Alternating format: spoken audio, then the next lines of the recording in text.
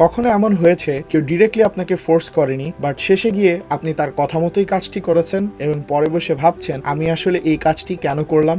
এটাই ম্যানুপুলেশন। ম্যানুপুলেটরসরা সাধারণত নিজ থেকে জোর করে আপনাকে কোনো কাজ করতে বাধ্য করে না। তারা আপনার ইমোশনস, হ্যাবিটস আর সাইকোলজি ব্যবহার করে আপনার নিজের ডিসিশন আপনার নিজেকে নিতে বাধ্য করে। আর এর থেকে স্ক্যারি পার্ট হলো বেশিরভাগ মানুষ বুঝতেই পারে না যে তারা ম্যানুপুলেটেড হচ্ছে। আর ম্যানুপুলেশন শুরু হয় ছোট ছোট জিনিস দিয়ে। এর মধ্যে সবচেয়ে কমন টেকনিক হলো ফুট ইন দ্য ডোর। মানে শুরু হয় ছোট ছোট রিকোয়েস্ট দিয়ে, তারপরে ধীরে ধীরে বড় বড় রিকোয়েস্ট। একটা ফেমাস এক্সপেরিমেন্টে কিছু কিছু মানুষকে কিছু বাড়ির সামনে ছোট ছোট সাইন লাগানোর কথা বলা হয়। এরপরে তাদেরকে আবার রিকোয়েস্ট করা হয় বড় আগলি বিলবোর্ড লাগানোর জন্য। এবং ফানি থিং হচ্ছে, যারা ছোট রিকোয়েস্ট একসেপ্ট করেছিল তারা বড় রিকোয়েস্ট গুলো একসেপ্ট করতে শুরু করলো। কিন্তু কেন? কারণ হিউম্যান ব্রেইন কনসিস্টেন্টি মেনটেন করতে চায়। একবার ইয়েস বললে পরে নো বলা কঠিন হয়ে যায়। এখন রিয়েল লাইফ এক্সাম্পল দেখেন। একজন ফ্রেন্ড প্রথমে বলে ভাই একটু হেল্প লাগবে, তারপর আরেকটু কর, এই লাস্ট টাইম, তুই তো আমার ক্লোজ। ধীরে ধীরে আপনি বুঝতেই পারেন না কিভাবে আপনার বাউন্ডারিজ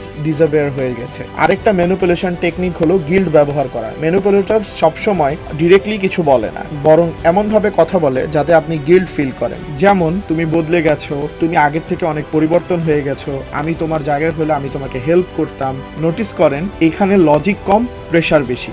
সাইকোলজিতে একটা কনসেপ্ট আছে, রেসিপ্রোসিটি প্রিন্সিপাল। যদি কেউ আপনাকে কিছু দেয় আপনার ব্রেইন অটোমেটিকলি রিটার্ন করতে চায়। এই কারণেই কিছু দোকানদার ফ্রি স্যাম্পল দেয়, কিছু সেলসম্যান এক্সট্রা ফ্রেন্ডলি হয়, কারণ ওয়ান্স আপনি ছোট বেনিফিট নেন ব্রেইন সাটল প্রেশার ফিল করে রিটার্ন দেওয়ার জন্য। আরেকটা ডেঞ্জারাস টেকনিক হলো কনফিউশন। কিছু মানুষ এত বেশি কথা বলে যে টপিক ঘুরায় এবং ব্লেম শিফট করে যে আপনি নিজের জাজমেন্ট নিজেই কনফিউজড হয়ে যান। এটাকে অনেক সময় গ্যাস লাইটিং বলা হয়। ধীরে ধীরে ভিকটিম ভাবতে শুরু করে হয়তোবা প্রবলেমটা আমারই। ম্যানিপুলেটরসরা ইউজুয়ালি তিনটা জিনিস করে থাকে: আপনার অ্যাটেনশন, আপনার গিল্ট আর অ্যাপ্রুভাল পাওয়ার ডিজায়ার। যত বেশি মানুষকে প্লিজ করতে যাবেন তত ইজি হবে আপনার কন্ট্রোল হওয়া।